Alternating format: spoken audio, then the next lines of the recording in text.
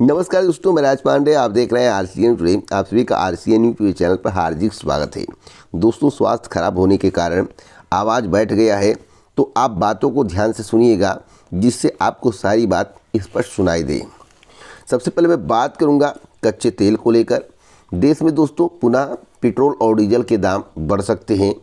चुनाव है जिसके कारण तेल के दाम बढ़ाए नहीं जा रहे हैं। जैसे ही चुनाव समाप्त होगा, 2 से 3 महीना बीतेगा, उसके बाद आपको पेट्रोल और डीजल के दाम में उफान देखने को मिलेगा। मोदी जी के 5 साल के कार्यकाल में कितना पेट्रोल डीजल का दाम बढ़ा सभी को पता है। आगे कितना बढ़ेगा, आज विभिन्न समाचार पत्रों को पढ़ने के बाद आपको पता चल गया होगा। आपको बता दें, आदर्श आचार संहिता सरकार को कोई नई नीति या राजकोषीय उपाय लाने से रोकती है, लेकिन ईंधन की कीमतों में संशोधन उस श्रेणी में नहीं आता है। इसीलिए तेल बाजार कंपनियां तकनीकी रूप से अपनी ज़रूरत के अनुसार कीमतें बढ़ाने और घटाने के लिए स्वतंत्र होती हैं। साल 2019 में जब देश में चुनाव चल रहा था, तब कुछ मौक़ों पर कीमतों में मामूली संशोधन हुआ था। तो दोस्तों, चुनाव के बाद मैं दावे के साथ कह सकता हूं कि पेट्रोल और डीजल के दाम बढ़ेंगे। अगली खबर राहुल गांधी के स्टेटमेंट को लेकर है। 2024 लोकसभा चुनाव राहुल गांधी के लिए बहुत ही अहम है, पूरे कांग्रेस पार्टी के लिए अहम है, इंडिया गठबंधन के लिए अहम है। कांग्रेस के पूर्व अध्यक्ष राहुल गांधी ने पार्टी के घोषणा पत्र को लेकर प्रधानमंत्री नरेंद्र मोदी और भाजपा की वार पर पलटवार किया। उन्होंने कहा कि राजनीतिक मंचों से झूठ की बौछार करने से इतिहास नहीं बदलता है। पीएम मोदी ने हाल ही में कहा था कि कांग्रेस की घोषणा पत्र में मुस्लिम लीग की छाप नजर आती है। आपको बताना चाहता हूं कि प्रधानमंत्री एक काम जरूर कर देते, हिंदू मुस्लिम जरूर आ जाता है उनके भाषण में, अक्सर देखा गया है, जैसा कि राहुल गांधी कह रहे हैं। मैं आपको बताना चाहता हूं, मुद्दों पर चुनाव होना चाहिए, ना कि हिंदू मुस्लिम पर चुनाव होना चाहिए। और जो कांग्रेस का घोषणा पत्र है उसमें नौकरियों की बात है, किसानों की बात है, रोजगार की बात है। तो उस घोषणा पत्र को देखने के बाद आपको इस बात का एहसास होगा कि अन्य घोषणा पत्र से कांग्रेस का घोषणा पत्र कितना अलग है। बीजेपी को भी अपने घोषणा पत्र में सरकारी नौकरी की बात करनी चाहिए, गरीब महिलाओं की बात करनी चाहिए। ऐसी बातों को ध्यान में रखना चाहिए जो मूलभूत सुविधाओं से ताल्लुकात रखते हों और आम जनता को ज़रूरत हो। ऐसा वादा करें जो पूरा हो सके, ऐसे वादे ना करें जो पूरा ना हो सके। जैसे 2 करोड़ रोजगार का वादा देश के प्रधानमंत्री जी ने किया था, नहीं पूरा हुआ। उत्तर प्रदेश में पेपर लीक की घटनाएं, कितनी भर्ती आ रही, सभी को पता, मुझे बताने की आवश्यकता नहीं है। इसलिए किसी पर कटाक्ष ना करते हुए देश की जनता के बारे में सोचें और उनके मुद्दे को उठाया जाए और उनके बारे में कुछ बताया जाए जिससे देश की जनता खुश हो। एक बड़ी अपडेट मैं आपको और देना चाहता हूं। कई बीजेपी सांसदों के टिकट कट गए हैं। जानकारी के अनुसार भाजपा ने उम्मीदवारों की 10वीं सूची जारी कर दी है। 4 सांसदों के टिकट कटे हैं। एक मैं बड़ी खबर आपको इलाहाबाद की देना चाहता हूं, प्रयागराज की देना चाहता हूं। दोस्तों, प्रयागराज में रीता बहुगुणा जोशी का जो टिकट था, काट कर नीरज त्रिपाठी को दिया गया है। मैं आपको बताना चाहता हूँ कि रीता बहुगुणा जोशी जो है प्रयागराज से एक प्रबल दावेदार थीं। और दूसरी बात, उनका वर्चस्व था। तीसरी बात, उनके जीतने के चांस थे ज़्यादा। लेकिन अब जिन्हें टिकट दिया गया है नीरज त्रिपाठी को, अगर हम बात करें तो इंडिया गठबंधन के आगे नीरज त्रिपाठी थोड़े फीके पड़ रहे हैं। देखिए, मुझे हो सकता है विशेष जानकारी ना हो, लेकिन अगर आप प्रयागराज के रहने वाले हैं, प्रयागराज में रहते, तो स्थिति बताइए कि प्रयागराज में जो नीरज त्रिपाठी को बीजेपी के द्वारा टिकट दिया गया है, किसकी जीत हो सकती है? नीरज त्रिपाठी की जीत हो सकती है, यानी कि बीजेपी की जीत हो सकती है, या फिर इंडिया गठबंधन की? कमेंट बॉक्स में ज़रूर बताएं। एक बड़ी अपडेट मैं आपको और देना चाहता हूं। जयपुर की बड़ी अपडेट है, राजस्थान। मैं आपको बता दूं कि क्या सब इंस्पेक्टर भर्ती परीक्षा रद्द करेगी सरकार, यह भी सवाल है। तो मैं आपको बताना चाहता हूं कि जिन लोगों ने भी युवाओं के सपने को तोड़ने का काम किया है, उनके खिलाफ हर बड़ा फैसला लेंगे। जांच चल रही है कि इस तक एसआई परीक्षा प्रभावित हुई है, उस आधार पर युवा हित में फैसला लेंगे।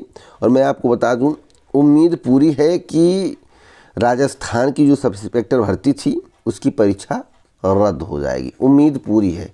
अब देखना होगा उम्मीद पर कितना खरा उतरती है सरकार। वैसे उम्मीद पूरी है। एक बड़ी अपडेट मैं आपको देना चाहता हूं, जिसके संबंध में आपको जानकारी होना आवश्यक है। समाजवादी पार्टी के मुखिया अखिलेश यादव ने बुधवार को लोकसभा चुनाव की घोषणा पत्र जारी कर दिए हैं। क्योंकि इंडिया गठबंधन के हिस्सा है, तो इंडिया गठबंधन हिस्सा होने के कारण उन्होंने घोषणा पत्र में बहुत ही अच्छी बात कही है। इसे जनता का मांग पत्र हमारा अधिकार नाम दिया गया है। घोषणा पत्र में सभी वर्गों को ध्यान में रखा गया है। घोषणा पत्र में सरकारी कर्मचारियों को साधने के लिए पुरानी पेंशन बहाल करने के साथ नारी शक्ति पर ध्यान देते हुए लड़कियों को केजी से लेकर पीजी तक मुफ्त शिक्षा का वादा किया गया है। तो शिक्षा मुफ्त होनी चाहिए, इसमें पैसा नहीं लगना चाहिए, ये बहुत अच्छा कदम है। पुरानी पेंशन बहाल होनी चाहिए, यह भी बहुत अच्छा कदम है। वहीं भूमिहीन किसानों समेत सभी किसानों को किसान ऋण 2024 में माफ़ करने की बात कही है। तो ऋण माफ़ हो जाएगा, बहुत अच्छी बात है। जब उद्योगपतियों के लाखों करोड़ों माफ़ हो सकते हैं तो ऋण माफ़ क्यों नहीं हो सकता किसानों का, यह भी बहुत अच्छी बात मैं मानता हूँ। गरीब महिलाओं को हर महीने 3,000 रुपये पेंशन, बहुत अच्छा कदम है। अखिलेश यादव ने गरीबी की रेखा के नीचे जीवन यापन करने वाली महिलाओं को हर माह 3,000 रुपये देने के साथ मनरेगा मजदूरी 450 रुपये, बहुत अच्छी बात है।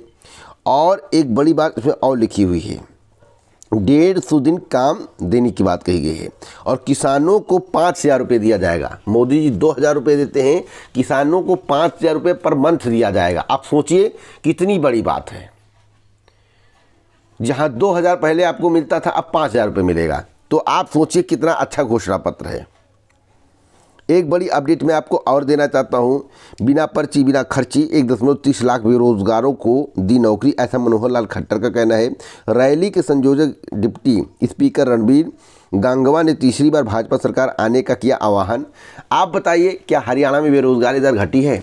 क्या हरियाणा में जमकर नौकरियां मिली हैं? क्या हरियाणा में मनोहर लाल खट्टर जब मुख्यमंत्री थे तो नौकरियों की बौछार हो रही थी? कमेंट बॉक्स में आप बताइए अपनी राय, जिससे लोगों को जानकारी मिल सके। अपने ज़िले का नाम लिखना मत भूलिएगा। आप किस ज़िले से ताल्लुकात रखते हैं, कहाँ से वीडियो को देख रहे हैं, देश के किस हिस्से से वीडियो को देख रहे हैं, वीडियो आपको कितना पसंद आ रहा है। एक बड़ी अपडेट मैं आपको और देना चाहता हूँ। यूपी बोर्ड परीक्षा परिणाम के संबंध में इस चैनल के माध्यम से बताया गया था। तो यूपी बोर्ड परीक्षा परिणाम जो है आपका अप्रैल के 3rd वीक में आएगा। यह बात मेरे द्वारा बहुत पहले आपको जानकारी दी गई थी।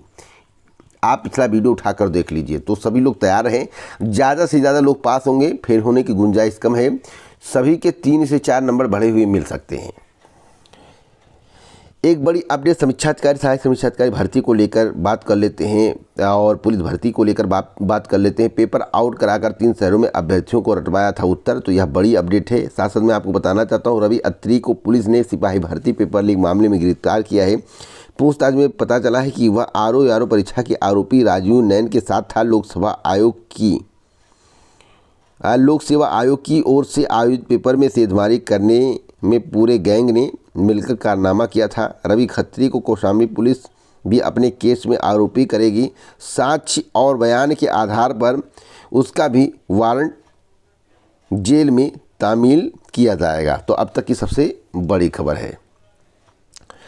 एक बड़ी अपडेट मैं आपको और देना चाहता हूँ 69,000 शिक्षक भर्ती को लेकर। 69,000 शिक्षक भर्ती में चयनित बीएड डिग्री धारक शिक्षकों का मामला, नौकरी से संकट टला, लेकिन प्रशिक्षण का पेच अभी भी फंसा हुआ है, जिसका कोई समाधान नहीं हुआ है। 2 साल के अंदर प्रशिक्षण कराने को लेकर NCTE ने कहा था। 6 महीने का प्रशिक्षण 3 साल बाद भी नहीं कराया जा सका। सुप्रीम कोर्ट के आदेश से 35,000 शिक्षकों को नौकरी की आस जो थी वह बच गई है, नौकरी नहीं जाएगी। बीएड डिग्री धारी शिक्षकों को ब्रिज कोर्स कराने की अभी कोई तैयारी नहीं है, तो यह पेच फंसा हुआ है। एक बड़ी अपडेट और है प्राथमिक टीईटी को लेकर। प्राथमिक टीईटी का अगले हफ्ते से दिया जाएगा प्रमाण पत्र। तो 2000 टीईटी की बात कर रहा हूँ, 2021 टीईटी की बात कर रहा हूँ। सुप्रीम कोर्ट का फैसला आने से साफ हुआ रास्ता। 2 साल से नहीं बट रहा था प्रमाण पत्र।